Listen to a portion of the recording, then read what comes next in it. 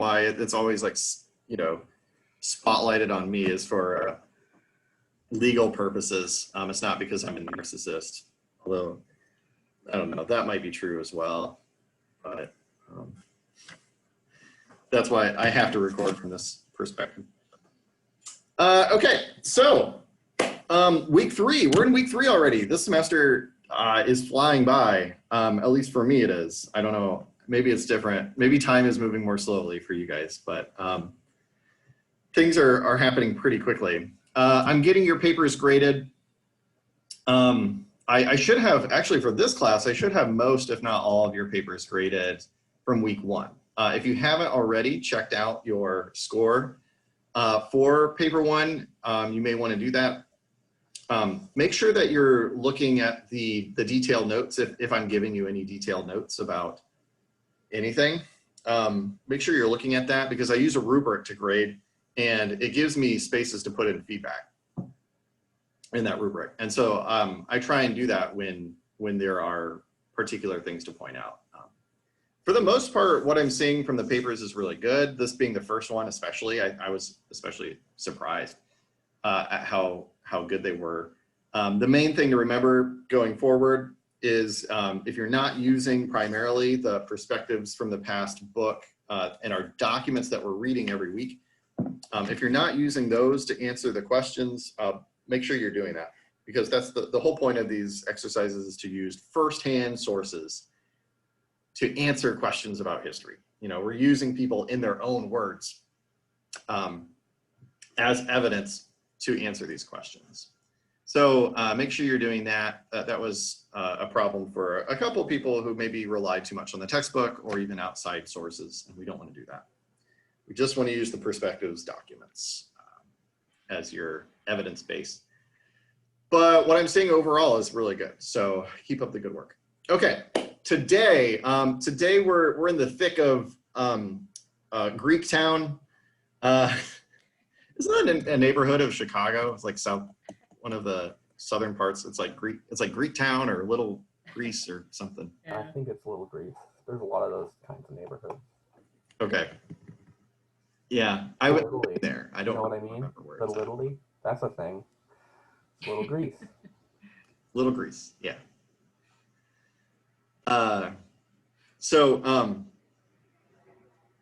Anyway, we're in the midst of Greece. This is like we're going to be talking about Greece all the way up until the first exam in week 5. So we're going to be here for a while, and then we'll transition to the Romans, and then things get pretty, they move pretty fast after that. Okay, so the 2 documents for today, one of them is Herodotus, considered maybe the first historian ever in Western civilization. He's an interesting guy, although not without his faults, which we'll talk about. And then also Plato, and we haven't really talked about Greek, culture and that kind of thing yet, but this gives us a little bit of a stepping stone to get there. So yeah, let's start with Herodotus.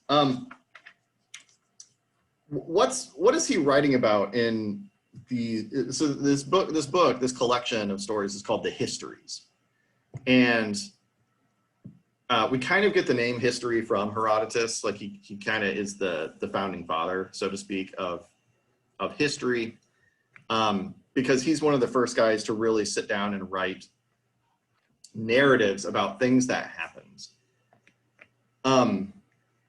And he tries, I think he kind of maybe tries to be accurate and to not just tell a fun story, but you can tell me if you're convinced by that. So what is happening in this stage of the histories? Like, what's the basic summary of the events going on in this story? What is he writing about?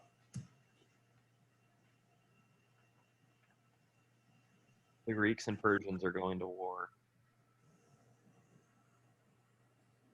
I don't know if it's my sound, but I can't hear you super well.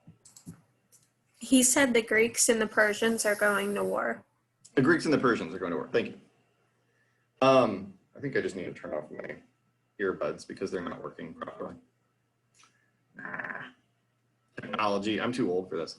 Yeah, so the Greeks and the Persians are going to war. In particular,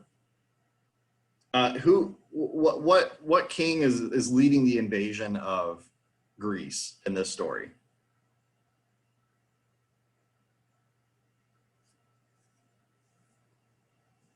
Like, who's the main bad guy? Is it Xerxes? Yeah, King Xerxes of the Persians. This is Persian invasion round 2. The Empire Strikes Back, and this is happening like around the time Herodotus was around. The first invasion of Greece was undertaken by the king. I want to say it's Darius. No, that can't be right. No. Wow, I'm blanking on this. I'm blanking on this completely. But Xerxes is trying to invade Greece, and this is the second time. Maybe it is Darius. I don't remember. But we'll talk more about it next week. Xerxes is invading Greece, and this is the second time Persia has invaded Greece because they really hate the Greeks and they want to take them over because that's what empires do. What happens throughout the story? So we get a collection of Greeks that are stationed at kind of the beaches of where Xerxes is landing his forces. And this is like the first skirmish in this fight. Who on the Greeks is fighting Xerxes? Like what kinds of people or city-states or characters do we see represented on the Greek side?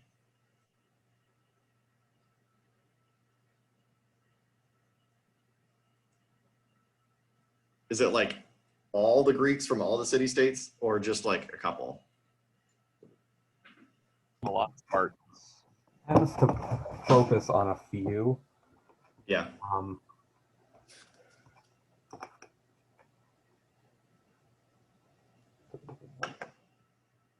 It does focus a lot on the Scythians. I mean, how that's one of the major focuses. Okay. I'm also blanking. I'm sorry. I'm out of it today. No, I know, it's fine. Yeah, so Xerxes lands and he encounters a small force. Well, okay, first of all, Xerxes lands supposedly with a force of 4 million soldiers. That's a little crazy. That is probably not real. How in the heck would you gather 4 million guys and ship them all across the Mediterranean Sea, be able to feed all of them, have room for all of them? It's just not, you couldn't do it. That would have been like 20% of the population. Yeah. Right. Of the empire. That would have been an insane portion of the population of the Persian Empire. That's just not realistic. We don't see armies number in the millions until really, the world wars. So Herodotus already is being a little fast and loose with the facts, but Xerxes lands and he encounters this like token force of 4,000 or so Greeks. And they're made up of, it's a motley crew of like representatives from different city-states. So there's the Laodiceans are there, or we call them the Spartans. So there's Spartans that are there along with one of the Spartan kings, Leonidas. There's also the Thebans, the Medes. Yeah, Chemidans, right? Yeah. The Phaeacians. So there's kind of this like motley crew of like Greek soldiers that are guarding a strategic passageway through the mountains. And they're there and they're kind of guarding it to keep the Persians from flooding into Greece and destroying everything. And what they're trying to do is bide time for the rest of the Greeks to get their act together and form a coalition, like a real army, so they can march against Xerxes. What's the story? I'm less concerned about what happens in this story because there's not a whole lot that happens in this part. But when Herodotus is telling the story, is he writing like a historian would, where he's just telling us the facts? Or does he spice up his story with other things? Trying to get us emotionally invested in the story by, saying, by giving adjectives to how they acted Mm-hmm. and putting emphasis on certain things over others. Okay. Putting emphasis on certain things. He's trying to get us riled up. What else? Does anyone have anything else to add to this? How is Herodotus writing this history of the Second Persian invasion? He writes it like a narrative. Yeah, good, Caleb. Yeah, like a narrative, which is that's not uncommon, I suppose, for histories to do. Like, if you want to tell a good story, it's got to have some kind of narrative flow. I'm reading a history book right now in my spare time about the Crusades, and it very much reads like a story. But I think Caleb's right. There's especially like a narrative here that you can see. I mean, there are dialogues happening between like Xerxes, the king, and his servants. How would he get that information? Like, how would he be, if he's a real historian? Like, how you guys are talking about? Normally, he would have to interview the people who are involved. Now, it realistically, either this was written after the war, Yeah. or he interviewed captured prisoners, and of course their opinions are going to be biased. Yeah. Herodotus does interview people. He interviews Greek soldiers, and this is where he gets most of his history from. So in that sense, he does do a good job. He does due diligence. He does not ever interview Xerxes. He never interviews anybody on the Persian side. So where does he get these dialogues between these private conversations between the Persian king and his people? He probably makes it up, or here's someone else who made something up. Yeah. So let's just call this what it is. This is like a decent stab at making a history about an event, but he's writing in the Greek kind of Homeric, epic poem tradition. Like he can't help himself but intersperse into his history of real events, what actually happened, completely fabricated conversations. Well, here's what I bet Xerxes said. But he doesn't qualify that. He doesn't ever clarify. He's never says like, I wasn't there, so I never talked to these guys. But wouldn't it be fun if,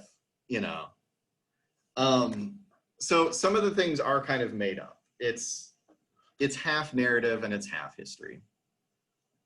A lot more like those like Historia poems, like Historia plays by like say Shakespeare, like Julius Caesar. Its primary purpose is a story, and it also teaches you about history as well. Yeah,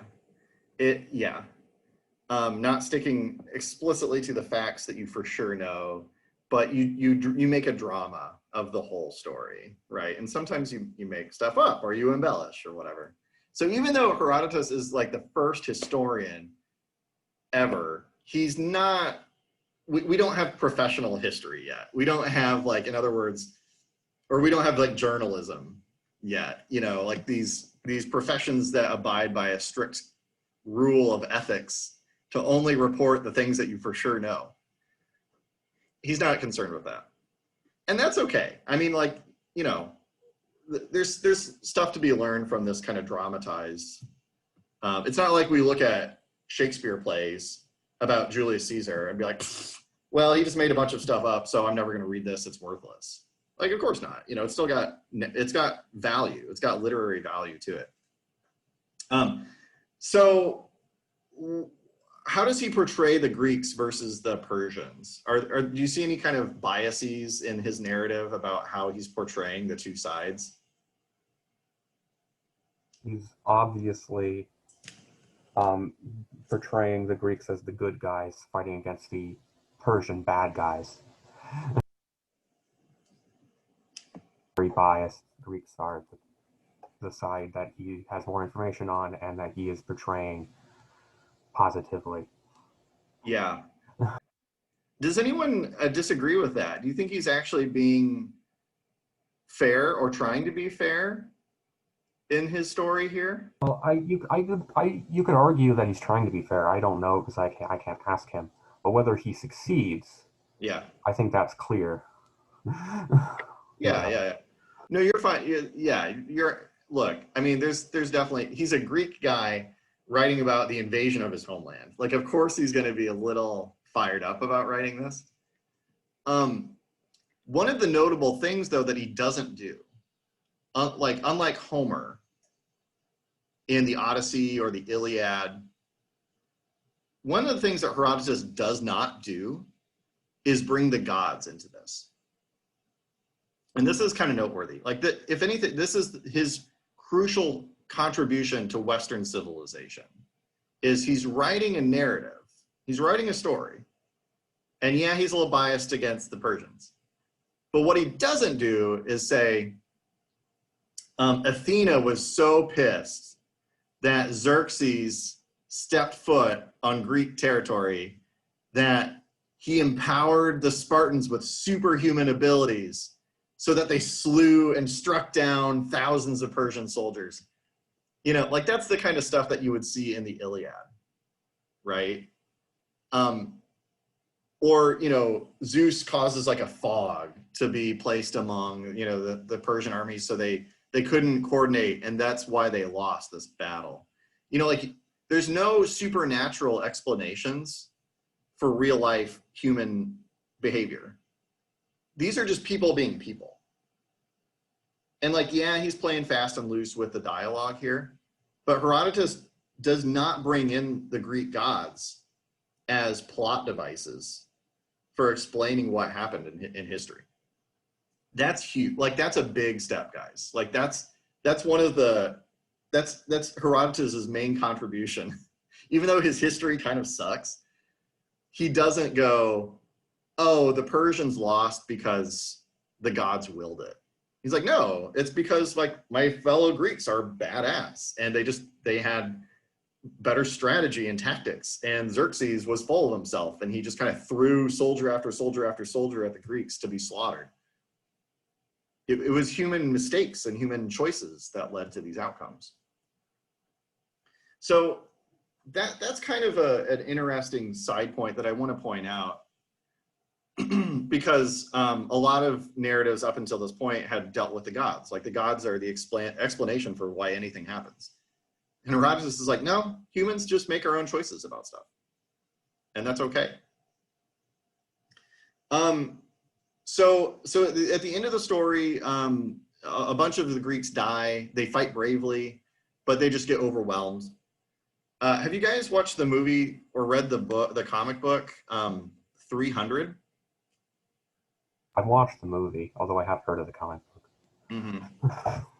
Or technically it's a graphic novel. I misspoke. It doesn't matter, I don't think. I don't think it matters. People will get mad, though, for conflating the two. I'll try and show like a clip for next week. I'll dig up a clip of this very sequence, because the movie and the book 300, it's more dramatized, obviously, than this. Like, this is more of a straight history. The Frank Miller movie and book does a lot. It goes a lot more off the rails, but it's still nonetheless a really good visualization of what's happening in one of the first histories ever to be written.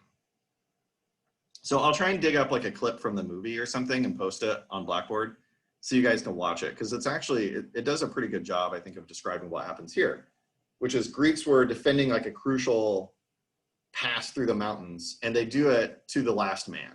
Like a bunch of Greeks, like all the Greeks die. Like, no one walks away from this battle. Well, except for a few people who were sent back to deliver messages or whatever. And that's who Herodotus talks to. Was there any part of the story that you found especially noteworthy or stood out to you in any way?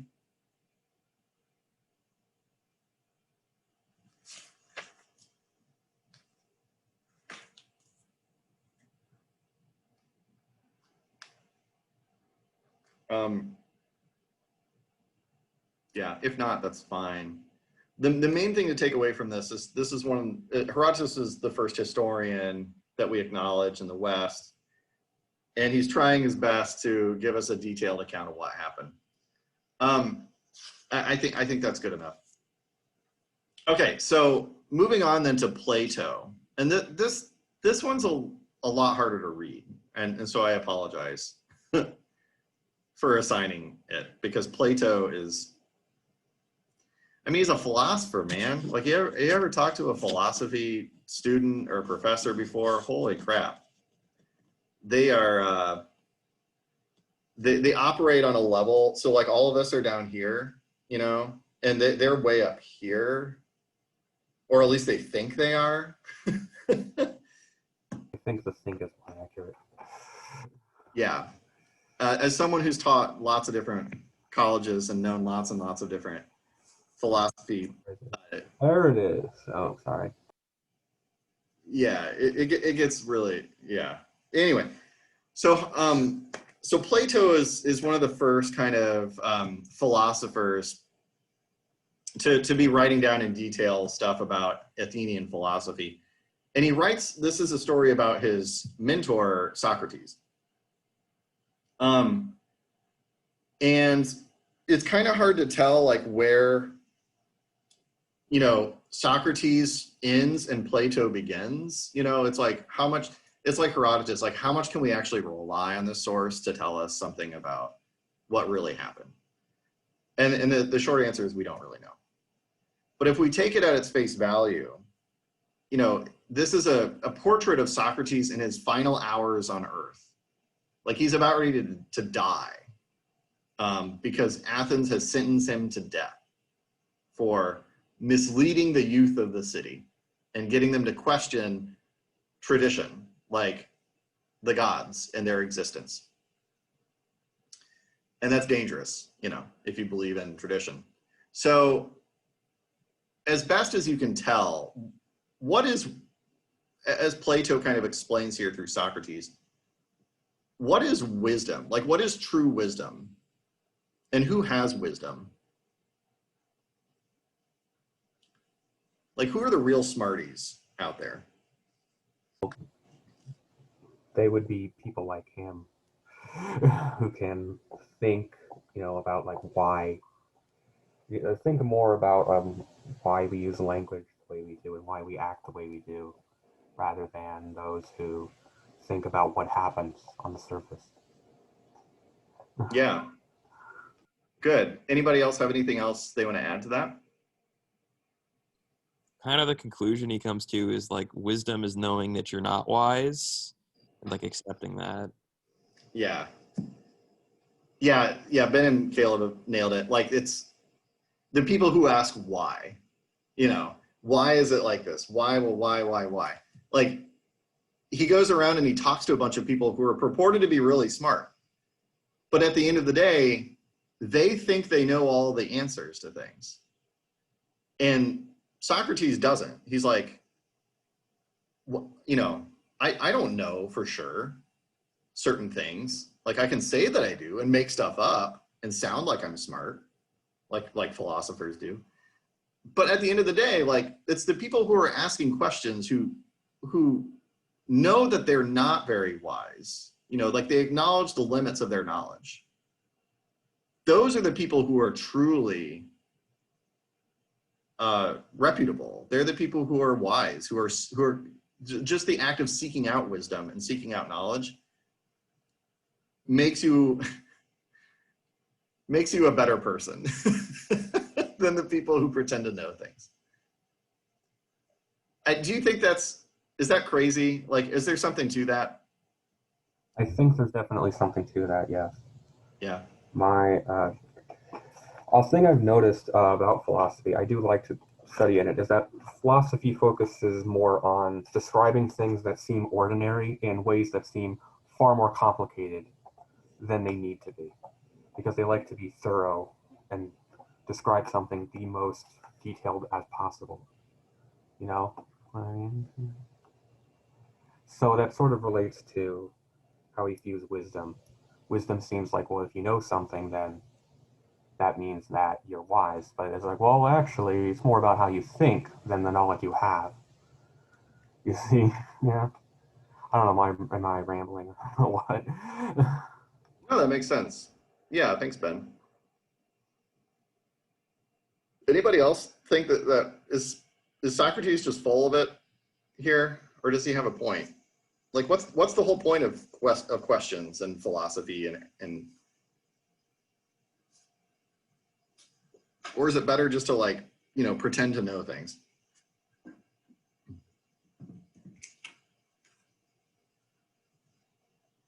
I guess I'll respond again. Well, my opinion, of course it's an opinion, is that I think that pretending to know things can be very harmful and damaging.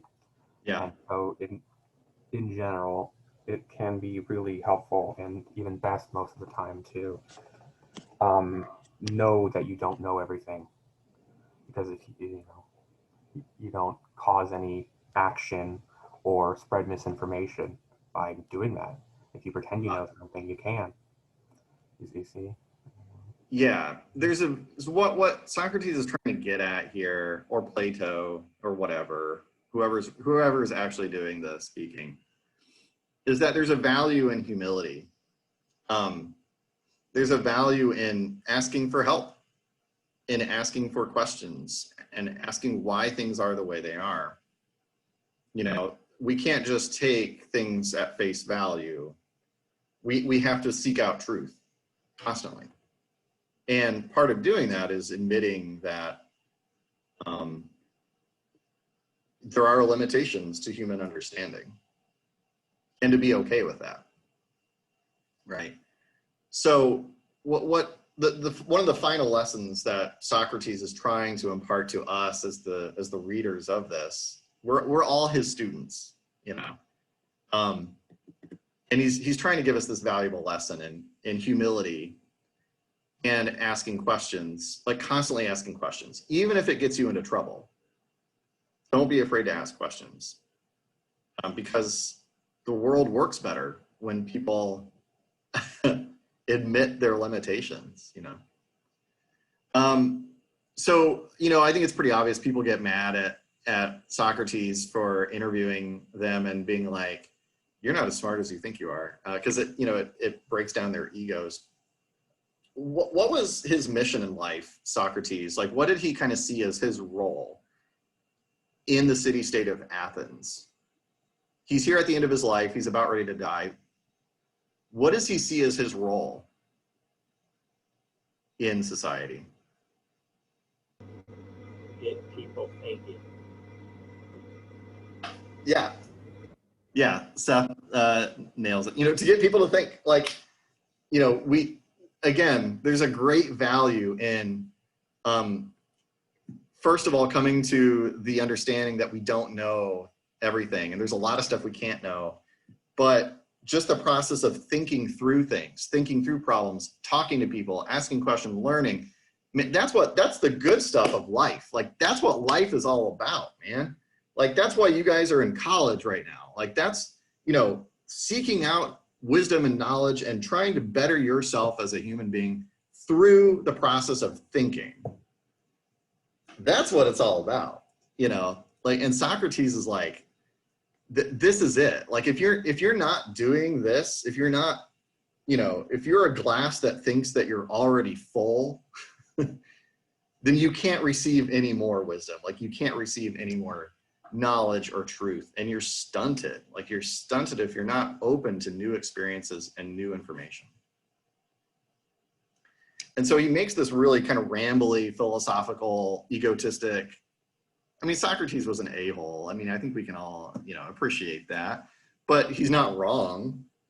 You know, he's a little full of himself, but he's not wrong about this. He's trying to get people to think. And it's because he's an a-hole that he gets put to death. People in Athens don't like him, so they kill him. But what is his attitude towards the end of his life? Like in the last page or so of the document, what is his attitude that he takes towards his imminent death?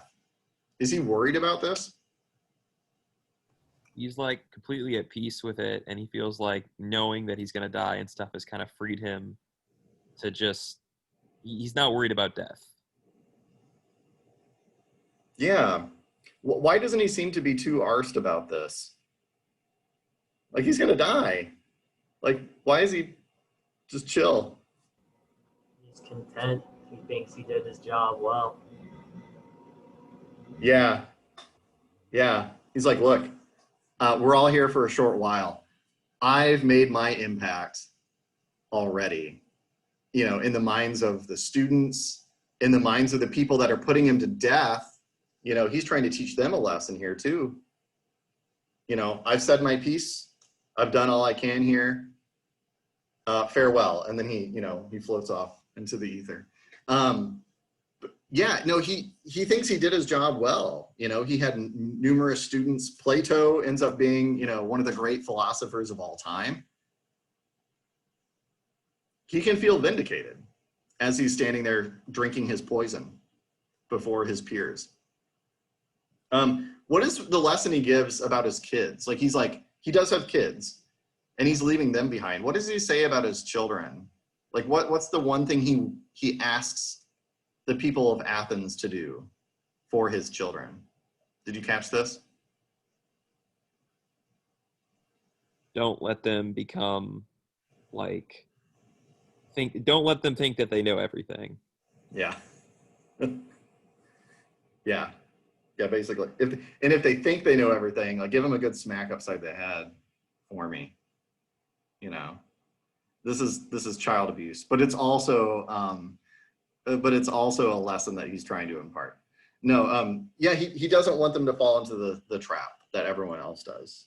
You know, scold them just as I scolded you, you know, for thinking you know everything. Don't let them neglect the important things. I mean, are there any other reactions that you had to this? Like, was it kind of cool to like read, you know, the very first philosopher? Well, not the first, but I mean, what were your reactions to all this? Like, do you agree with this, or is this just all a bunch of hooey?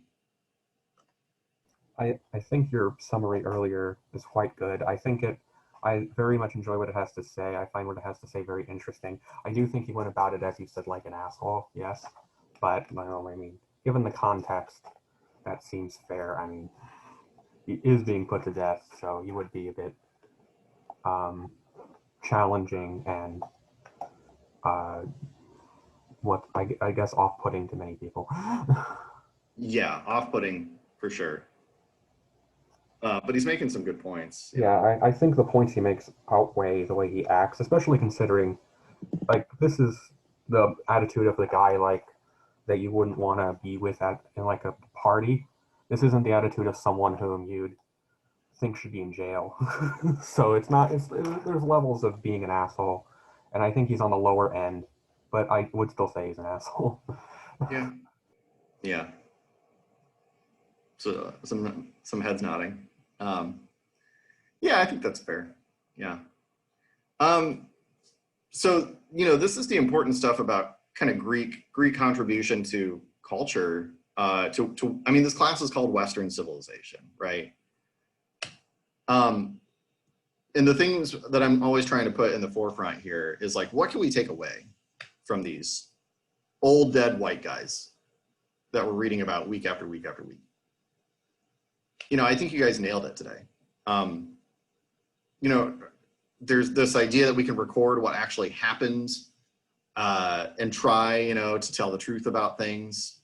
But then there's this kind of, it's interesting because if Herodotus is kind of making stuff up also alongside that, you know, if Plato would talk to Herodotus about his histories, Plato would be that annoying a-hole who would just keep asking, like, how do you know this? How do you know that Xerxes actually said this to his servants? Like, how do you know what you know? Or why do you think you know what you know? and Herodotus will get really mad and try and put him to death. But you know, that's the whole point here, is to ask questions, is to try and establish knowledge and get closer to what we think of as truth.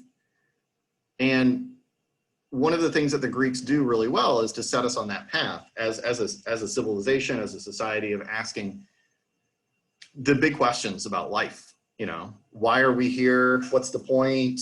What do we do with the time that's allotted to us on this earth? What's the greatest impact we can make? You know, how do we seek out knowledge? What do we do with that knowledge? What's wisdom? Like, these are all really valuable questions. And the Greeks are right there, man. Like, they're right there asking these questions alongside of us and telling us that it's okay to be unsure about certain things, because it's the journey, not the end, that matters. Okay, any other thoughts on Greece or these guys before we go?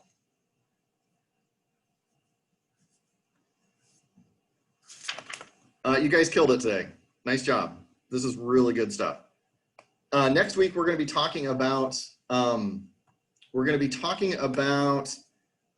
the Greek wars in particular. I'm going to get a little nerdy when it comes to the military side of things.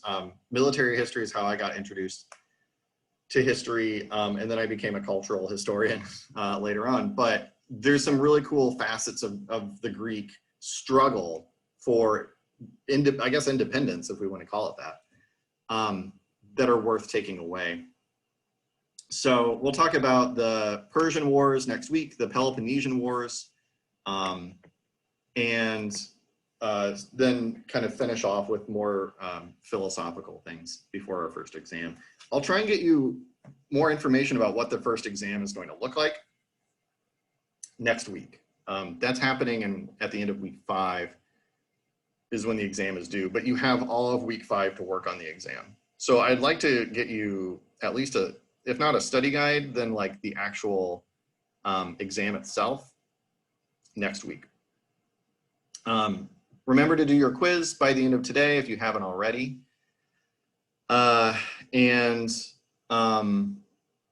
Yeah, and then I'll also get the new analysis paper assignment up for you to do hopefully by the end of today. So you have an entire week to work on it because it's due next Friday. Any questions about anything? Are the exams open book too, or not? Yep, they will be. Yep. I don't believe in this, you know, Proctorio or whatever, like spyware that you have to download to like make sure that you take an exam on time with no cheating and 60 minutes. What, I don't know. I'm not going to deal with that because I find that to be very big brothery. The exams will be open book. Awesome. Thanks. Yeah. I'm just trying to be flexible for you guys. I know it's a weird semester, so we're just trying to get through this as best as we can.